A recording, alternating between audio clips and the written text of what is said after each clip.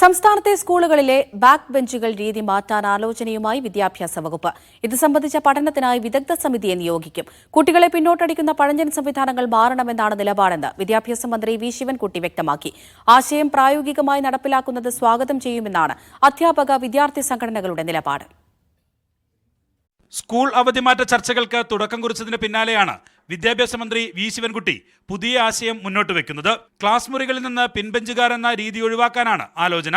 ഇത് സംബന്ധിച്ച വിശദമായ പഠനത്തിനായി വിദഗ്ധ സമിതിയെ നിയോഗിക്കും. എല്ലാ കുട്ടികൾക്കും തുല്യത ഉറപ്പാക്കുക എന്നതാണ് പരിഷ്കരണത്തിലൂടെ ലക്ഷ്യമിടുന്നതെന്ന് മന്ത്രി അറിയിച്ചു. പുതിയ ആശയത്തിന് പൊതുസമൂഹത്തിന്റെ പിന്തുണയും മന്ത്രി തേടി. ഇപ്പോൾ ഉള്ള ബാക്ക് ബെഞ്ചേഴ്സ് ഒഴിവാക്കിക്കൊണ്ടുള്ള ഒരു സീറ്റിംഗ് അറേഞ്ച്മെന്റ് എങ്ങനെ ഉണ്ടാക്കാൻ സംബന്ധിച്ചിടത്തോളം പൊതുവിദ്യാഭ്യാസ വകുപ്പ് ആലോചിച്ചുകൊണ്ടിരിക്കുകയാണ്. ഒരു യു റൗണ്ടിലായാൽ എന്താ, അങ്ങനെയുള്ള നമുക്ക് പല പരിഷ്കാരങ്ങൾ നമുക്ക് പുതിയ കാലഘട്ടത്തിൽ കൊണ്ടുവരേണ്ടി വരും.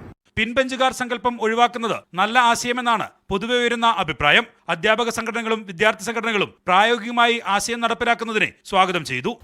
വിദ്യാർത്ഥികളുടെ പൊതുവായ ഉന്നമനത്തിനും അവരുടെ മാനസിക ശേഷിയൊക്കെ വർദ്ധിപ്പിക്കുന്ന അവരുടെ എല്ലാ തരത്തിലുള്ള മികവും ഉദ്ദേശം വെച്ചുകൊണ്ടുള്ള എല്ലാ പരിഷ്കരണത്തെയും സ്വാഗതം ചെയ്യുക തന്നെ ചെയ്യും.